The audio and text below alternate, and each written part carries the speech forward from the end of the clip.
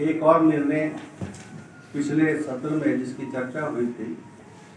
कि जैसे लोकसभा में, राज्यसभा में और देश की अन्य विधानसभाओं में 0 आवर की शुरुआत हुई है, हिमाचल विधानसभा में अभी तक नहीं थी। और इसका एक प्रयोग जो है हमने मानसून सत्र में किया था, लेकिन वो उस समय जो उसकी जो नियम है और जो प्रोसीजर है, जिस तरीके से वो 0 आवर में जो विषय उठने हैं उसके संबंधित जो प्रोसीजर लोकसभा राज्यसभा अडॉप्ट करती है, उसको हमने अडॉप्ट कर जो है एक मौका जो है माननीय सदस्यों को हमने दिया है 12 से 12:30 बजे तक, जो 0 आवर के माध्यम से हिमाचल प्रदेश के जन जन से जुड़े हुए या हिमाचल प्रदेश से जुड़े हुए किसी भी ऐसे विषय को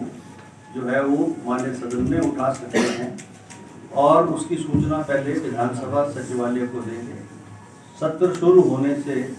1.5 घंटा पहले वो सूचना मिल जानी चाहिए और एक व्यक्ति जो है ज़्यादा से ज़्यादा 2 विषय जो है वो उठा सकेगा। विषय की सार्थकता कि उसका कंटेंट क्या है, ग्रेविटी क्या है और उसके अंदर जो है जो लेटेस्ट कौन सी ऐसी सिचुएशन है जिसको अन्य नियमों के तहत माननीय सदस्य नहीं रख पा रहे हैं,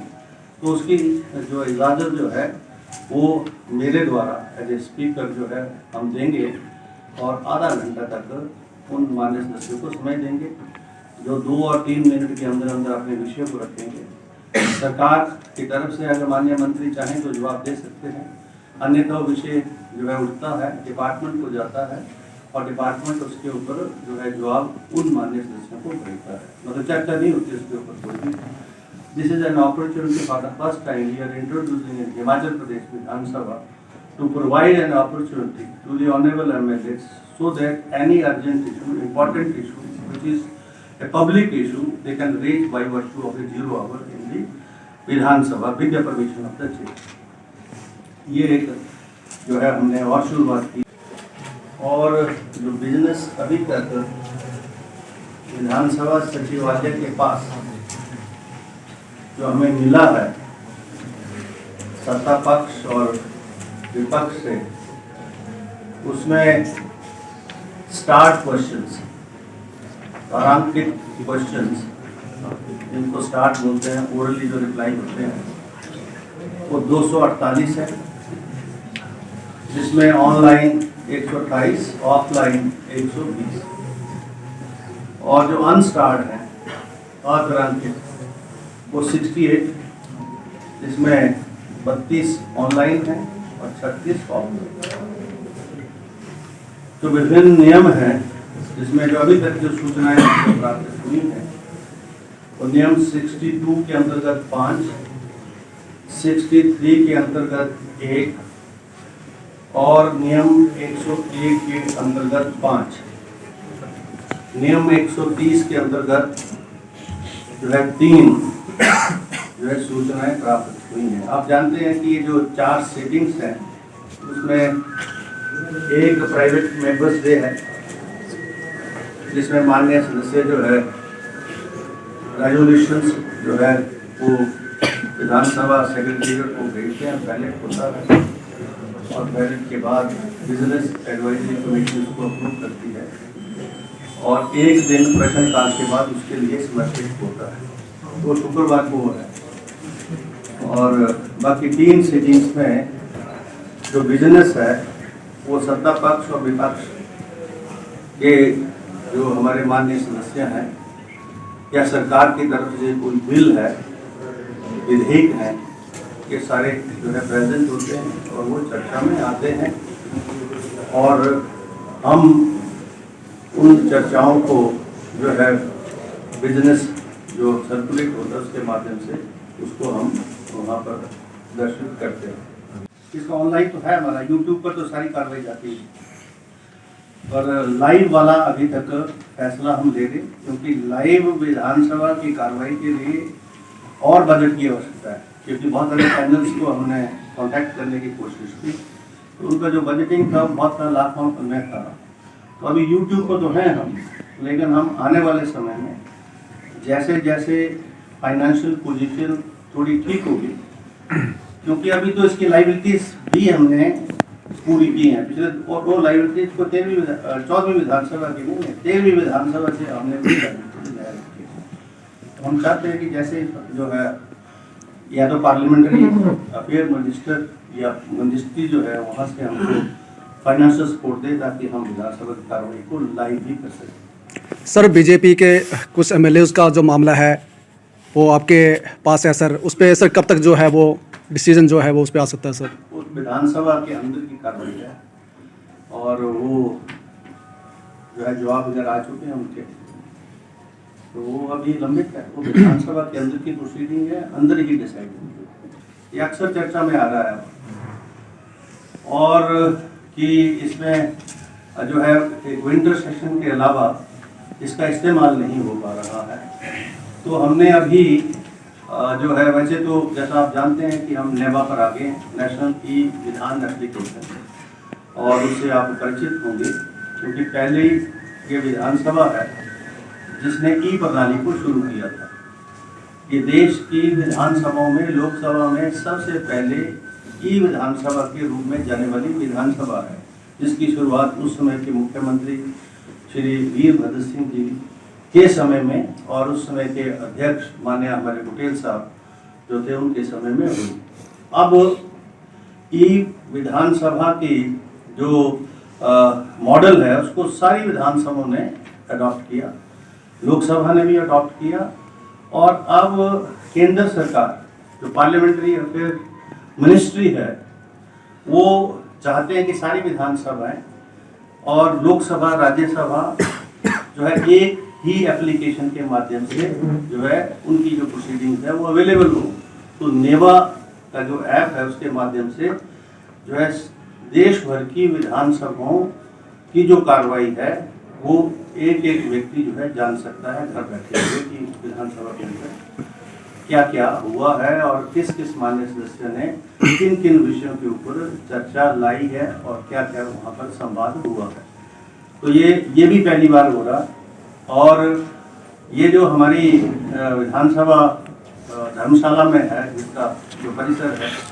ये पहले जो है ई पर नहीं थी। ये अब जो है हमारी जो यूनियन पार्लियामेंट्री मिनिस्ट्री है उसके माध्यम से हमको 8 करोड़ के करीब जो है बजट जो है मिला है, जिससे हमने यहाँ जो है इस विधानसभा को भी ई विधानसभा में अब परिवर्तित किया। अब ये अभी तक पहला एक्सपेरिमेंट है,